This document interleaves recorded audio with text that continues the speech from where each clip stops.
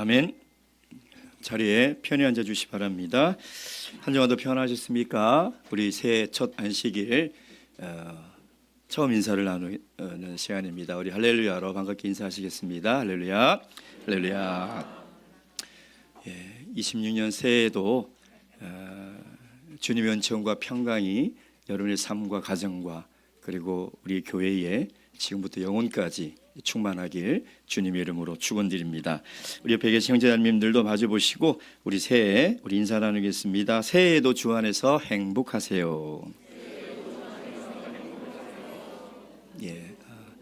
이 축복이 다 이루어지길 바랍니다. 예수 그리스도의 이름으로 하나님 말씀 증거하도록 하겠습니다. 누가복음 22장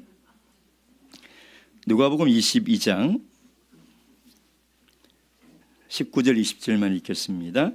누가복음 22장 19절 20절. 오늘 신년 성찬례를 맞이하여 우리에게 주신 하나님의 이 계시의 말씀, 이 말씀을 통하여 오늘 성찬례에 주신 우리 귀한 은혜를 모두 다 듣고 깨닫는 그런 귀한 시간 될 수 있도록 한 목소리로 읽도록 하겠습니다. 19절 20절 시작. 또 떡을 가져가 살하시고 떼어 저희에게 주시며 가라사대 이것은 너희를 위하여 주는 내 몸이라. 너희가 이를 행하여 나를 기념하라 하시고 저녁 먹은 후에 잔도 이와 같이 하여 가라사대 이 잔은 내 피로 세우는 새 언약이니 곧 너희를 위하여 붓는 것이라. 아멘. 우리 성도님들 새해에 어떤 계획을 세우셨나요? 새해가 되면 사람들이 어떤 계획을 세우나라고 설문조사를 해봤더니 운동을 하겠다, 또 독서를 하겠다, 또 어학 공부를 하겠다 등등 자기 개발에 대한 그런 계획을 많이 세웁니다. 그리고 또 금연하겠다, 금주하겠다, 그리고 영원한 숙제인 다이어트를 하겠다 이런 계획을 세운다고 합니다. 제가 사택에서 이 교회 쪽으로 오는 골목길을 이렇게 쭉 걸어오다가 아주 흥미로운 광고를 이렇게 봤습니다. 당신은 앉아만 계십시오. 살은 제가 빼드리겠습니다. 아니, 이런 신박한 방법이, 그래서 봤더니 찜질 다이어트 왕이었습니다. 요즘 통에 들어가서 앉아만 있으면 살을 빼준답니다. 사실 우리는 주위에 이런 광고들을 많이 보지 않습니까? 자는 사이에 당신의 살이 빠집니다. 한 달만 쓰면 머리가 납니다. 이 약을 먹었더니 우리 아이가 키가 15cm가 컸습니다. 한 달이면 영어 회화를 마스터합니다. 주위에 우리 이런 광고들이 얼마나 많이 있습니까? 사실 이런 광고들은 우리들에게 아무것도 하지 않아도 결과를 얻을 수 있다는 착각을 불러일으키는 것이죠. 그래서 우리는 여기에 많이 속습니다. 이 달콤한 말에 속아 넘어간다는 거죠. 그리고 그 대가를 반드시 치르게 됩니다. 여러분, 성경은 우리에게 뭐라고 말씀하십니까? 무엇이든지 심는 대로 거두는 것입니다. 적게 심으면 적게 거두는 것입니다. 많이 심으면 많이 거두는 것입니다. 이것이 하나님의 진리요 우리 인생의 법칙이라는 것입니다. 우리가 정말 새해에 내 신앙이 조금 더 성장하고 성숙하고 우리 교회와 변화와 성숙을 이루고 싶다는 갈망이 있다면 우리는 심어야 하는 것입니다. 때로는 수고로움을 심어야 되고 귀찮음과 고통과 헌신과 희생을 심어야만이 우리는 좋은 결과를 얻을 수 있다는 것이죠. 신령한 것으로 심지 아니하고 신령한 것을 맺을 수가 없다는 것입니다. 오늘 특별히 이 신년 성찬례를 통해서 우리 삶에 하나님께서 기뻐하시는 신령한 것을 맺으려면 우리가 신령한 것을 심어야 합니다. 어느 날 갑자기 주님을 만나게 될 때 부끄럽지 않으려면, 주님께 질책을 듣지 않으려면 오늘 우리가 살아있을 때 무엇을 심어야 하겠습니까? 특별히 주님께서 주시는 이 새해, 이 새해에는 주님께서 우리에게 주신 귀한 시간이요, 기회가 아니겠습니까? 새해에 정말 육신에 썩을 것을 심는 그런 시간으로 살아가지 마시고 영원히 썩지 않는 신령한 것들을 저와 여러분의 삶을 통해서 풍성히 맺을 수 있는 그런 귀한 새해가 되기를 주님의 이름으로 축원드립니다. 자, 그러기 위해서는 우리가 어떤 결심을 해야 하느냐? 첫째는 거룩한 삶을 살아가야겠다라는 결심을 해야 합니다. 여러분, 오늘 우리가 함께 참여할 떡과 잔은 주님의 거룩한 살이요 피인 것입니다. 여러분, 거룩한 주님의 살을 먹고 거룩한 모요를 마시는 것, 이것이 주님께서 우리에게 베풀어 주신 성찬례인 것이죠. 우리가 오늘 이 떡과 잔에 참여한 이후에는 주님께서 우리를 죄 가운데서 불러주셔서 거룩한 주님의 자녀와 백성으로 삼아주셨다는 것을 잊어서는 안 돼요. 우리가 거룩한 주님의 몸과 피에 참여하고 또 세상에서 더럽혀지는 삶을 살아간다면 주님의 희생과 죽음이 얼마나 의미 없는 일이 되겠습니까? 그래서 오늘 우리가 이 성찬례를 참여한 이후에는 정말 거룩한 삶을 살아야 되겠다라고 결심을 해야 한다는 것입니다. 이런 거룩한 삶이라는 것은 세상과 구별된 삶이죠. 구약 성경에 보면 거룩한 삶을 살고자 결단한 사람이 있었습니다. 그가 누굽니까? 다니엘입니다. 다니엘서 1장 8절 9절 제가 읽겠습니다. 다니엘서 1장 8절 9절. 다니엘은 뜻을 정하여 왕의 진미와 그의 마시는 포도주를 자기를 더럽히지 아니하리라 하고 자기를 더럽히지 않게 하기를 환관장에게 구하니 하나님이 다니엘로 환관장에게 은혜와 긍휼을 얻게 하신지라. 여러분, 바벨론 시대에는 엄청난 혼란과 혼돈 속에서 살아갈 수밖에 없었습니다. 바벨론이라는 대제국에 이스라엘 백성들이 멸망당하고 포로로 끌려간 것이죠. 그래서 이름과 언어와 문화와 종교를 다 바꿔야 하는 그런 상황 속에 놓여져 있는 것입니다.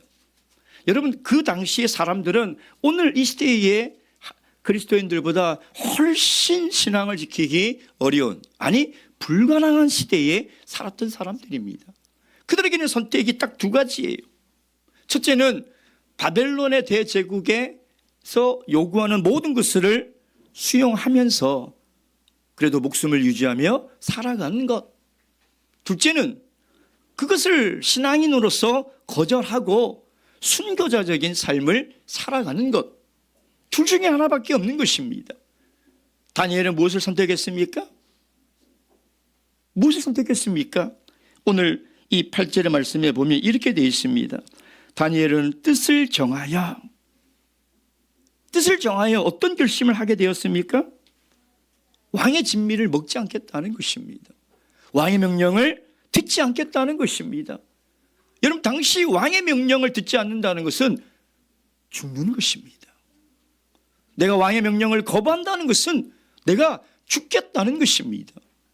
여러분, 우리의 신앙은 생명을 걸고 선택해야 하는 것입니다. 주님께서 생명을 바쳐 우리를 사랑하고 우리를 선택했듯이 우리의 신앙도 목숨을 바쳐야 한다는 것이죠. 신앙은 취미가 아닙니다. 신앙은 여가 생활이 아닙니다. 내 생명을 바쳐 해야 하는 것이 신앙생활인 것이죠. 여러분, 다니엘이 죽을 각오를 하고 어떻게 이런 선택을 할 수 있었을까요? 8절에 보면 이렇게 되어 있습니다. 자기를 더럽히지 아니하리라 하고 자기를 더럽히지 않게 하기를. 무엇이 더럽혀집니까? 왕의 진미를 먹는다고 몸이 더럽혀집니까? 무엇이 더럽혀집니까? 내 마음과 영혼이 더럽혀지는 거예요. 여러분, 세상에 진미가 얼마나 많습니까? 눈에 즐거운 것, 입에 즐거운 것, 귀에 즐거운 것, 우리 삶에 즐거운 것들이 얼마나 많이 있냐 이 말이에요.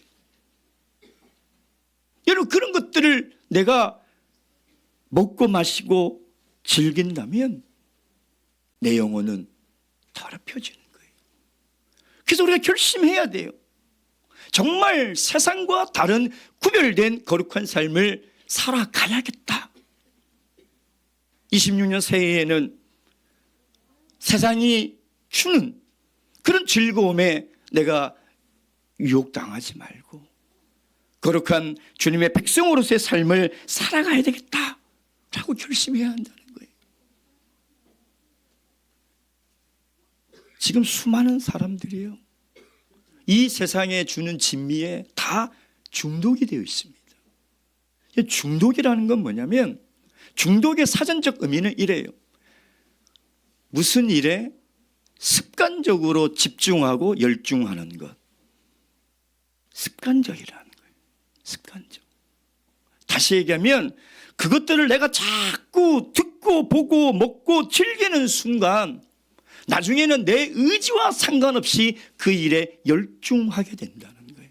그 일에 집중하게 된다는 것입니다. 그래서 정신과 전문가들이 이야기하는 중독의 5가지 특징 중에 마지막이 의지력 상실이에요. 내성이 생기고요, 금단 증세가 나타나고요, 자기를 기만하고요, 그리고 주의력이 상실되는데 마지막이 뭐냐면 의지력이 없다는 거예요. 여러분, 세상의 진미는 그런 것들이에요. 여러분, 그것을 내가 과감하게 끊겠다라고 결심해야 돼요.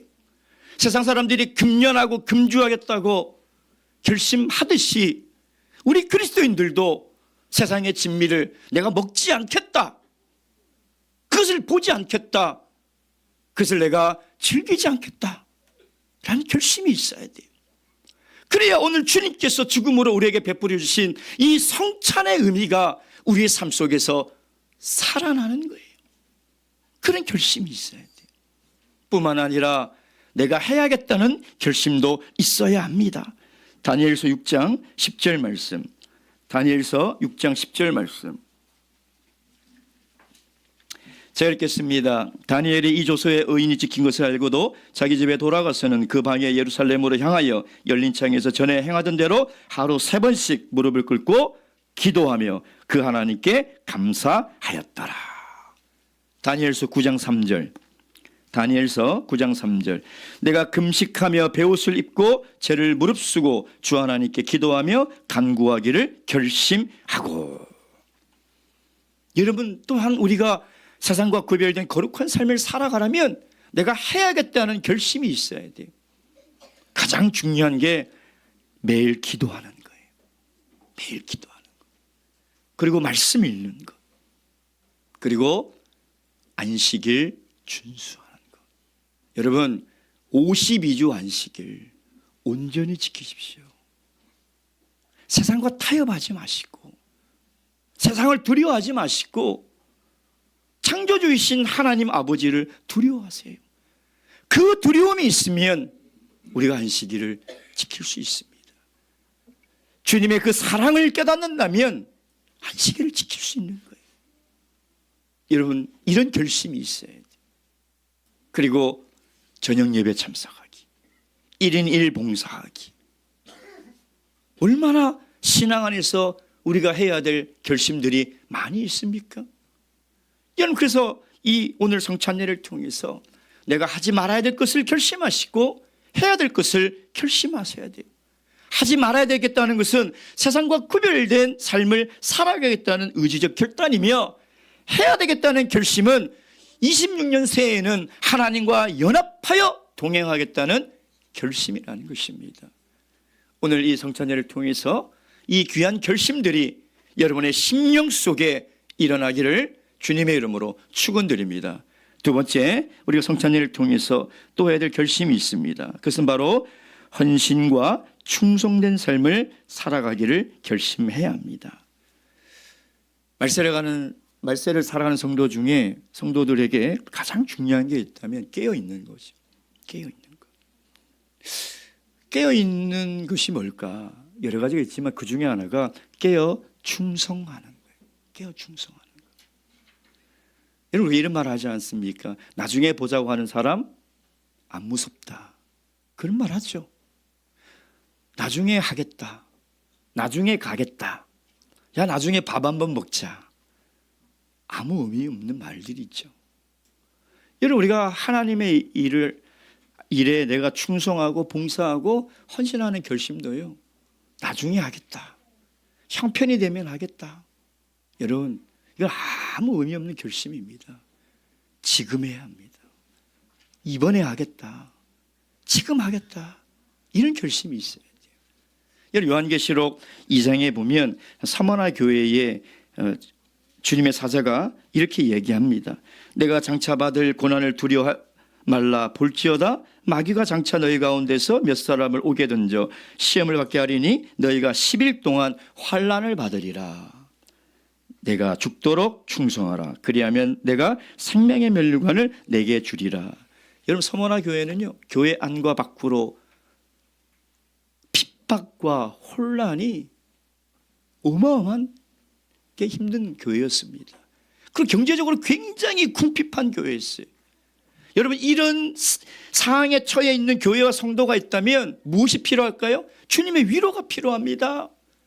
정말 내가 먹고 살기 힘들고 바쁘고 고통스러운 삶을 살아가는 사람들에게 주님의 위로가 필요하지 않습니까? 근데 주님은 오히려 그들에게 도전하고 있습니다. 내가 죽도록 충성해라. 생명의 면류관이 너에게 있겠다라는 것입니다. 여러분, 이것이 오늘 이 신년 성찬예를 통해서 새해 주시는 주님의 도전의 말씀입니다. 특별히 오늘 성찬예가 끝이 나면 26년 새해에 하나님께서 세우신 직분자들 임명식이 있습니다. 특별히 이분들에게 부탁드리겠습니다. 죽도록 충성하십시오. 두 가지의 의미가 있습니다. 죽도록 충성하라는 것은 첫째, 죽을 힘을 다해서 최선을 다하라는 것입니다. 죽을 힘을 다해서. 하나님의 나라의 공동체에는 높고 낮음의 서열도 없듯이 하나님의 일에는 적은 일과 큰 일이 없습니다. 큰 일도 충성스럽게 하지 않으면 악하고 게으른 종이 되는 거예요. 그러나 작은 일도 죽을 힘을 다해서 최선을 다하면 착하고 충성된 종이 되는 거예요. 하나님이 나에게 무슨 일을 맡겼는지 그 일의 크기를 가지고 비교하지 마세요. 불행한 일입니다. 주님은 작은 일에 충성한 사람을 귀하게 여기시는 거예요. 여러분, 새해 세워지는 우리 일꾼들 꼭 명심하시기 바랍니다. 작은 일에도 죽을 힘을 다해서 충성하세요. 두 번째 의미, 죽기까지 충성하라는 말은 뭐냐면 죽을 때까지 신실하게 변함없이 충성하라는 거예요. 여러분, 하나님의 일을 하다 보면요, 그만두고 싶을 때와 그만둘 수밖에 없는 상황이 수천 번, 수만 번 다가옵니다. 오해를 받고요, 비난을 받고요, 상처를 받습니다. 여러분, 그때 이 말씀을 꼭 기억하세요. 죽을 때까지 주님을 향한 이 헌신의 마음이 변해서는 안 돼요. 제가 늘 말씀드리잖아요. 주님이 나를 일꾼으로 세우신 것은 이건 그 무엇과도 바꿀 수 없는 하나님의 축복이에요. 하나님의 은혜예요. 그걸 내 감정에 따라 그냥 포기하지 마세요. 여러분, 주님께서 십자가를 치시기까지 얼마나 많은 수모와 멸시와 고난을 받으시고 죽으셨냐 이 말이에요. 정말 하나님의 일을 할 때 내가 너무나 상처가 크고 힘들 때 주님의 십자가를 꼭 바라보세요. 그리고 그 십자가 붙들고 끝까지 죽을 때까지 충성해야 돼요. 여러분, 주님은 그런 일꾼을 귀하게 여기시는 거예요. 어떤 분이 그러더라고요. 지렁이를 밟으면 왜 꿈틀거리는지 아십니까? 생각을 안 해봤어요. 지렁이를 밟으면 왜 꿈틀거릴까? 아세요? 지렁이를 밟으면 왜 꿈틀거리는지? 에? 죽지 않았기 때문이래요. 엄청난 도전을 받았습니다. 그래, 죽으면 되는데 살아있으니까 누가 밟으면 내 자존심이 꿈틀거리는구나. 자기를 부인하고 자기를 죽이고 주님의 십자가를 붙들고 살아가야 되는데 아직도 내 자존심이 살아서, 아직도 이 알량한 자존심 때문에 주님의 십자가의 사랑을 깨닫지 못하고 살아가고 있구나. 자기를 부인해야 돼. 자기를 죽여야 돼. 여러분, 이제 하나님의 일을 할 때 마귀는 수만 가지 방법으로 우리를 무너뜨리려고 공격할 겁니다. 사람의 입을 통해서, 환난을 통해서, 고통을 통해서. 여러분, 그때 절대 주님의 일을 내려놓지 마세요. 죽을 때까지 신실하게 변함없이 충성된 삶을 살아가시길 주님의 이름으로 축원드립니다. 마지막 세 번째, 우리가 하나 되기를 결심해야 합니다. 여러분, 우리 성찬례는 한 떡에 참여하고 한 잔에 참여하는 것이죠. 그래서 바울 사도도 고린도전서 10장 16절 17절에 이렇게 이야기하고 있습니다. 우리가 축복하는 바 축복의 잔은 그리스도의 피에 참여함이 아니며 우리가 떼는 떡은 그리스도의 몸에 참여함이 아니냐. 떡이 하나요? 많은 우리가 한 몸이니 이는 우리가 다 한 떡에 참여함이라. 우리가 이 주님의 떡과 잔에 참여하면서 주님이 우리를 한 몸으로 만들어 주셨다는 것, 여러분 이거 꼭 기억해야 돼요. 여러분, 지금 세상을 한 단어로 표현하면 어떻게 표현할 수 있습니까? 양극화예요. 양극화. 아주 오래전에는 이념과 사상으로만 나눠졌지만 지금은요, 정치, 주거, 소득, 성별, 또 뭐예요? 세대. 여러분, 대한민국 5천만 국민이요, 갈라질 대로 갈라져 있고요, 전 세계가 갈라져 있어요. 여러분, 주님이 꿈꾸는 세상의 모습이 아니에요. 주님이 이 땅에 오셔서 십자가를 지신 것은 세상과 하나님을 화목케 하려고, 죄인과 하나님을 하나 되게 하려고 희생하셨는데 세상은 끊임없이 분열하고 나눠지고 있다는 거예요. 교회에서 이 세속적 가치가 들어와 우리 교회도 이렇게 나눠진다면 주님의 몸을 갈기갈기 찢어놓는 거예요. 고린도 교회가 그랬잖아요. 고린도 교회가 주님의 몸을 갈기갈기 찢어놓는 그 분열의 문제가 얼마나 심각했습니까? 여러분, 정말 하나 되기를 힘써요. 그 하나 되기에 힘쓸 수 있는 비결은 단 한 가지예요. 서로 사랑하는 거예요. 서로 사랑하는 거예요. 그래서 오늘 집에 가셔서 고린도전서 13장을 꼭 묵상하세요. 고린도전서 13장. 사랑은 모든 것을 세웁니다.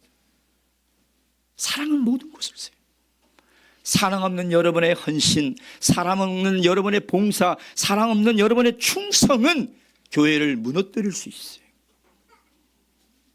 그러나 사랑은 모든 것을 세우는 거예요. 오늘 주님께서 우리를 사랑하시고 우리를 향한 그 사랑을 주님의 십자가로 확증하셨던 것을 기억하셔서 주님의 떡을 뗄 때에, 주님의 보혈에 참여할 때에 나도 주님께서 나를 사랑하셨던 것처럼 나도 이제 형제자매와 세상을 사랑해야 되겠다 라고 결심하셔야 돼요. 사랑은 이유가 없어요. 그리스도의 사랑으로 용납하고 긍휼히 여기며 용서하고 이해하는 거예요. 그게 그리스도의 사랑이에요. 저는 오늘 이 신년 성찬례를 통해서 새해에는 우리 교회 공동체가 이 그리스도의 사랑을 실천하여 정말 이 성찬례의 교훈에 따라 한 몸이 되는, 한 운명과 한 생명이 되는 공동체가 되기를 주님의 이름으로 축원드립니다. 묵도하시겠습니다.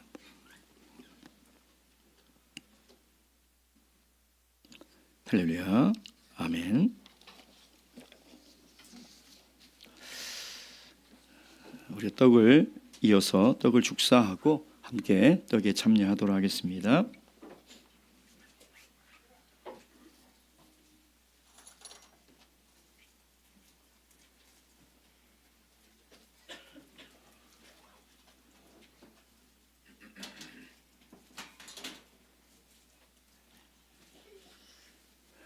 주님의 명령에 따라 아무것도 첨가하지 않은 순수한 밀가루를 만든 떡입니다.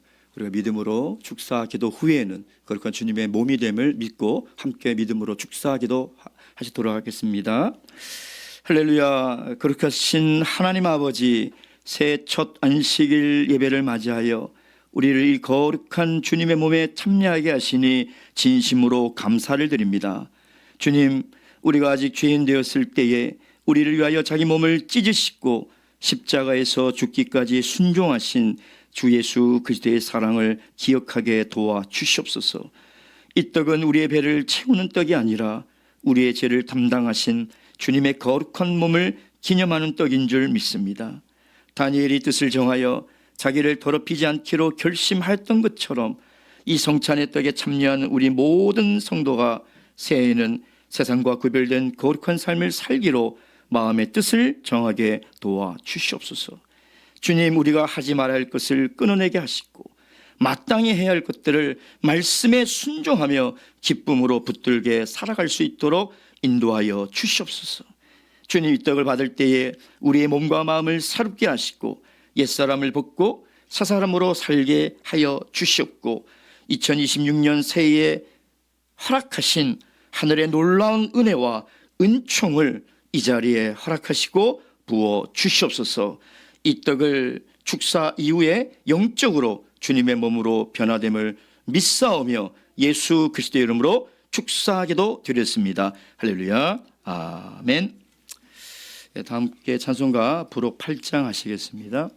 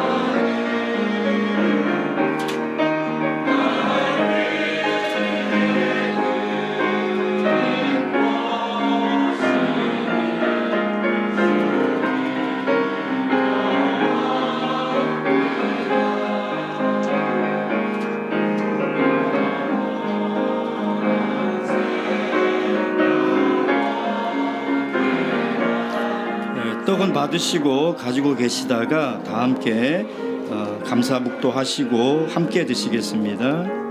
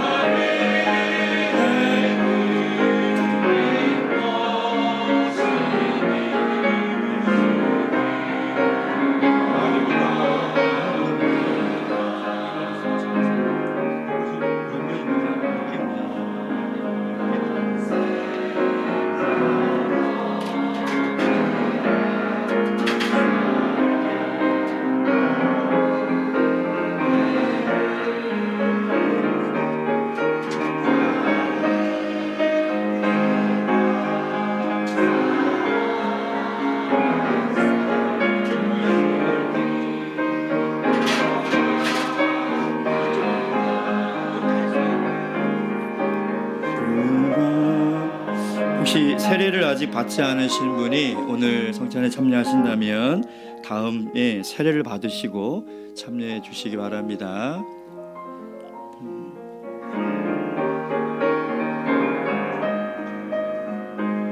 예, 다 받으셨죠? 혹시 받지 않으신 분 계십니까? 다 받으셨으면 함께 묵도하시고 제가 종을 치면 함께 참여하도록 하겠습니다.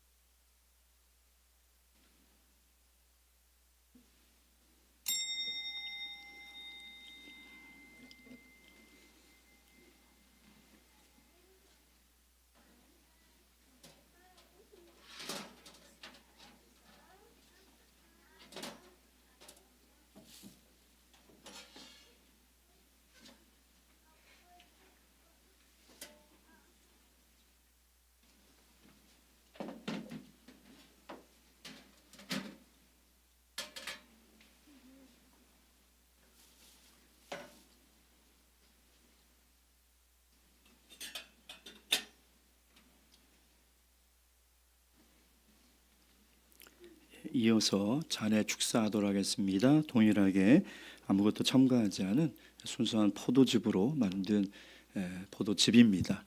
우리가 믿음으로 기도할 때 주님의 거룩한 보혈로 영화됨을 믿으며 함께 기도하도록 하겠습니다. 할렐루야.